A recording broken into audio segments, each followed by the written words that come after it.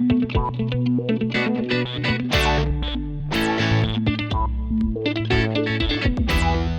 Eric Gibaud, Gibaud.com, and today I'm going to present you the essential film holder. So thank you to Andrew Clifford, his creator, to send it to me, to present it to you. So what is it? This is a film holder. So if you do film photography and you want to use your digital camera to scan your films and have them digitalized, you can use this easily. But maybe you don't do film photography, but you do have some slides or negative film from your parents or grandparents and would like to have them on your computer. You can also use that, of course. So I'm going to show you how it works. It's really easy, it works really well. So let's start. The problem for people who do film photography or have some films at home and they would like to scan them, they need to buy a scanner or they need to ask a lab to scan them. And the thing is, it's not just a cost, because people think, yeah, the scanner is expensive, but the results are great.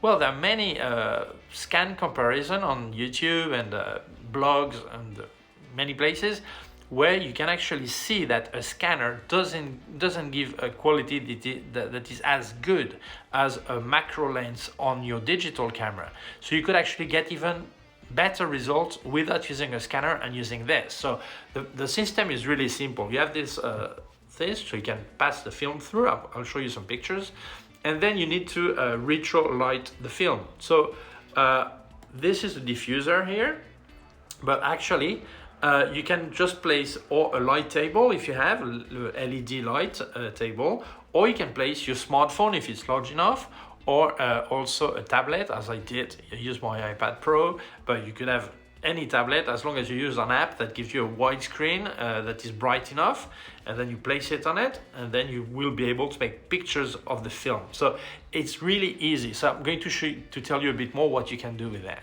What comes in the box? Well, first it comes with a box to be protected, but then you have a small bag. So to protect it after, it's always good to have it away from the dust. So it's a good idea to put this. And here's the holder itself. So you actually you can buy the full kit. I have the full kit, but you can also buy just a mask you actually need. There are several options. Okay, in case you have like this, you see you have two masks, because below is the 120 mask for 645, 66, 67, 69. So it's underneath. You don't need to remove it because this is the largest mask, so it will never stop light from going up. Okay.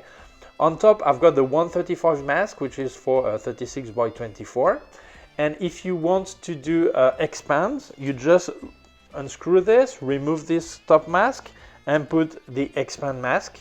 Okay, so you place it here. Okay, and if you're doing slides, you don't remove the 135 mask, you place directly the slide mask here on top. Okay, so it's really easy to use.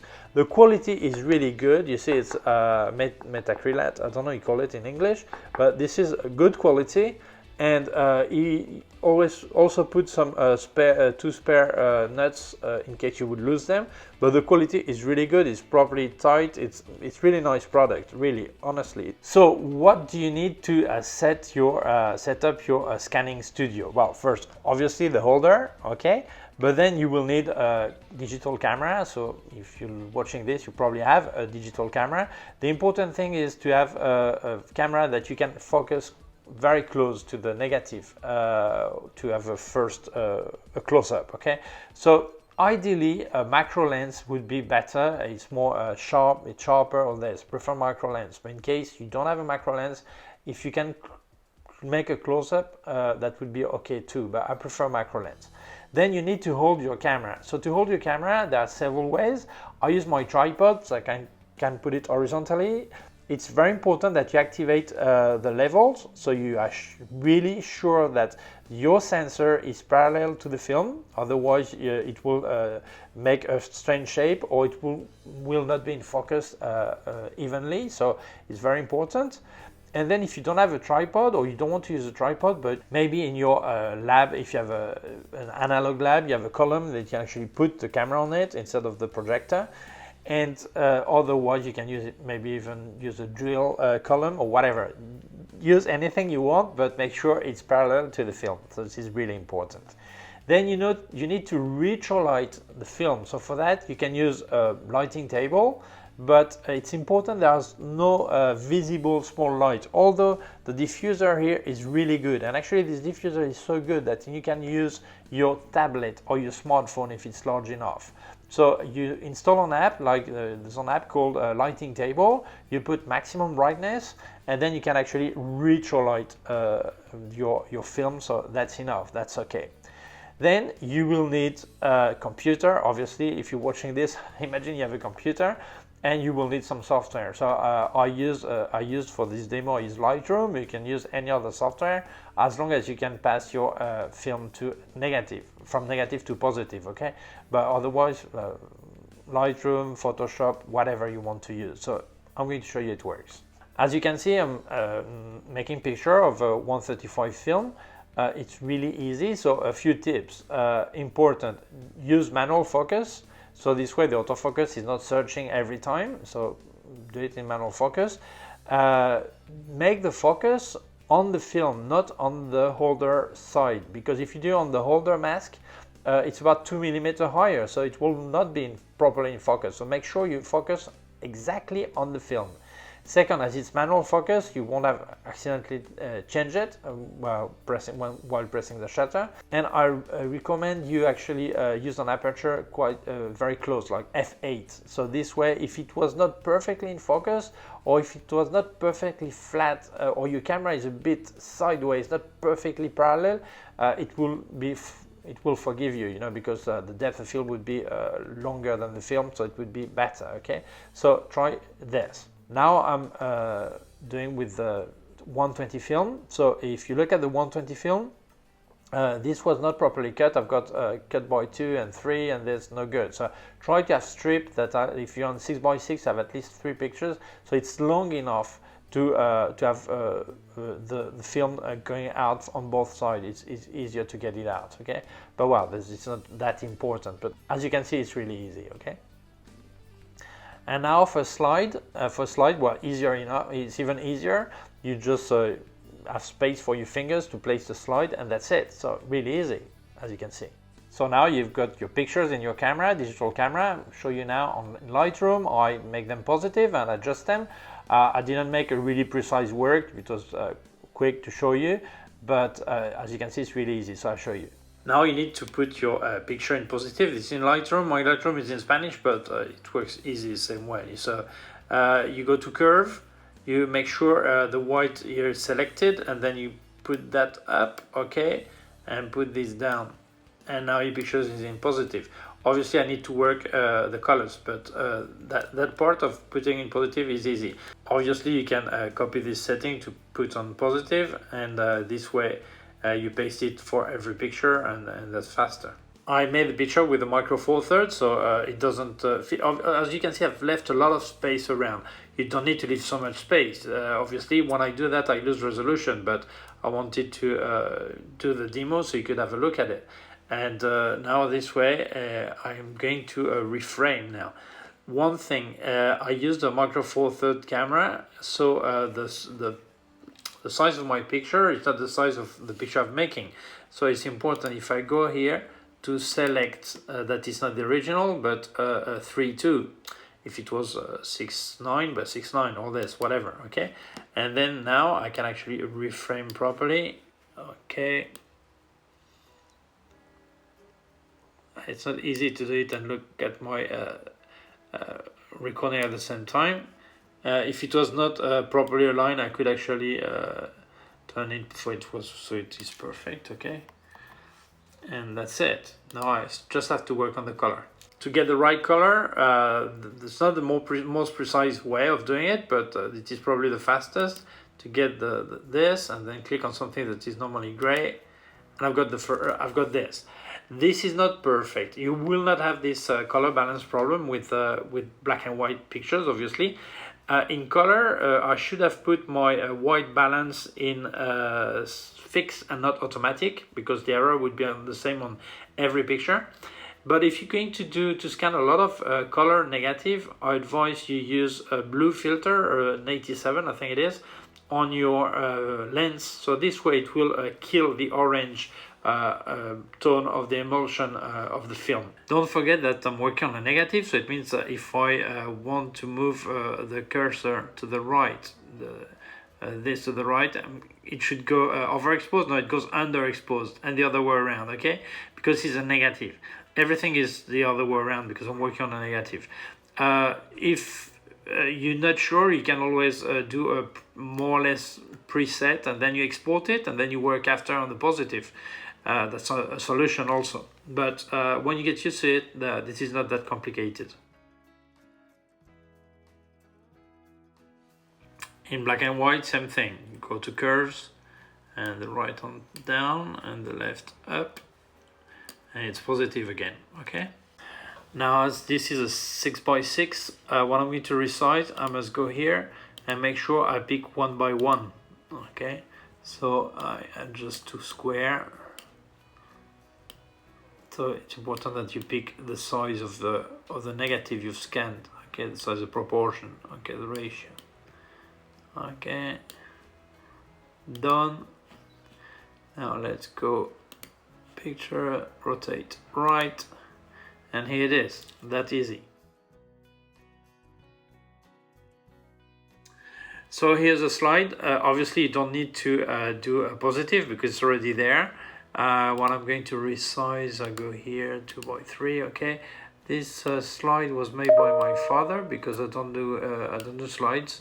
I know it's good for colors, but I hate slides. I don't like them. It reminds me of the family Sunday slideshow. I just hate it. So this is why I don't do slide. Trauma from when I was a kid, okay? I can check the exposure, everything, but as you can see, the scan is perfect. It's really good. I don't have expand, so I could not do a panoramic, but as you can see, it would show like this. Just here you have a strip of film, but you will have your full panoramic with no problem. Now I'm going to give you a few tips to get the best possible results. The results are already great. I think they're better than a scanner, but you can get even the top. So what should you do? First, the white balance, put it fixed. So this way, when you make picture, you always have the same error, if we can say. So when you will correct in post-production, you correct the first picture, and then you can apply the correction to all the pictures of this film, okay? So put a set white balance. Second, it's very important that you don't want the camera to move, so you should not touch it, because ideally you're going to work with the lowest ISO you can. So I was working on Olympus with 200 minimum ISO, but maybe yours is 100. Don't go to force ISO, but go to the base ISO, okay? So it means the exposure may be like 1 or 2 seconds. So it's very important the camera doesn't vibrate. So use a trigger to trigger remotely the camera, or put the timer, self timer, put on 2 seconds, and then you press the trigger, and the picture is being made, but vibration has stopped. Okay, this is really important.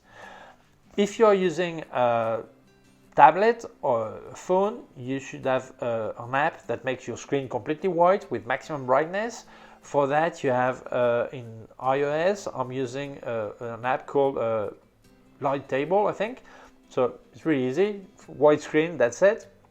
And you can also use in Android, there are other apps. So, but you can any way you want, but get a wide screen, completely wide screen, maximum brightness. If you're going to do a lot of color negative, the problem with color negative is that they are orange. The support is orange. So sometimes it's hard to get rid of this orange in post-production. So if you do it just once in a while, it doesn't really matter, but if you do it a lot, you don't want to waste too much time removing this. So I recommend you use a blue filter, 84C, you place on your lens, and this way it will kill this orange cast, okay? So you will get your picture directly clean without this orange. So it's a tip that not many people seem to know it, because I've seen other people trying to make picture of the negative, and they always fight against this orange when using this blue filter, you would get rid of it. So it's easy. Maybe you want a higher resolution than your camera. Like in my case, I used on Olympus 60 million pixels, but I left a lot of space around. So you could have a look at when I was doing the demo. I could have close up a bit more. But if I wanted higher resolution than my camera, I can perfectly merge several pictures. So it's really easy. You just make your picture closer, and then instead of moving your camera, you just slide a bit your holder like this, and then top this way, like this. Okay, well, this way, okay. So you make several pictures, then you go to Photoshop merge, make sure you align center, and then you merge the full picture. And then after you can work on it to fix colors or whatever. Okay, so it's really easy. So this way, with my 60 million pixel camera, I could actually do without any problem 40 million file, you know. So what's important is don't make too much, because otherwise if you close up too much, you will not see the details of the picture. You will see the details of the film support actually. So I think up to 40 or 60 million, that would be okay anyway. So if you want to after print this picture in really large, you get really higher quality than when you actually positive a film in a laboratory, because when you make 5 times the size, then you start to lose resolution quality. But with this way, digitalized, you really get the really highest resolution. Another tip, try to make the pictures in the dark, not complete dark, but not next to a window, because otherwise you may get some reflection on the film, on the holder. So try to be in a dark environment to make the pictures. So the result will be better, you won't have any reflection or whatever. So conclusion, well, many people may look at this and think, well, it takes some space to set all this up, all this. But first, it's really quick to set, and it's easy. Okay. Second, people who prefer a scanner, very often, aside of the results that I think that are better with this than with a scanner, they forget about time. Scanning high resolution is really time consuming. It's minimum is about 1 minute per scan, or yeah, almost one. Very high scan resolution is 1 minute per picture. So 36 pictures is 36 minutes. In this case, I was like an exposure of about less than 2 seconds, but let's say 2 seconds per picture. 36, this is just over a minute, plus the time of moving the film. Well, let's say 5 minutes. In 5 minutes, I had my full film scanned or pictured, okay? And then post-production, it takes the same time, okay? So time when scanning is really different. Second, dust. Dust is a big enemy of analog photography, well, of any enemy of many things, but analog photography. So it's a lot easier to clean this than a scanner, because a scanner, you can clean the glass, but sometimes you get some dust that goes under it, and then you need to send it to the technical service to have it cleaned, and that's really a problem. So for me, it's true that a scanner maybe looks on your desk nice that you have your scanner there, but for me, the important things are the results. And the results are a lot better here, and also the time is a lot shorter here. So I do think this product, in way of scanning your pictures, is a lot better this way. Okay, it's my opinion, and many other people share this opinion. Okay, some people will prefer scanner. Well, free of them. Okay, so thank you very much, Andrew Clifford, for sending me this product. I must say, he didn't send it to me. I asked him to send it to me. I said, I would like to review your product. He sent it to me for free, so thank you very much. I don't get anything for it, okay? So I'm honest with the product. I really feel it's a great product, okay? If you're interested in it, I'll leave you in the description the link to his website. Anyway, I'll tell you it is clifford.co.uk, and you'll see a lot of information. It's really interesting, really explains everything, and you'll see the product and samples and things like this, okay? So thank you to you for watching the video. If you feel it may interest other people, please share it on social networks. If you have not done yet, please subscribe to my YouTube channel. There's a small button down here and also a small bell. If you click on the bell, get notified when I upload a new video. My website, ericgibaud.com. If you have any question, can leave a comment below. And also in the description, I put links of my gear on Amazon and also links to other parts of my YouTube channel. Please take care of yourself and see you soon. Bye.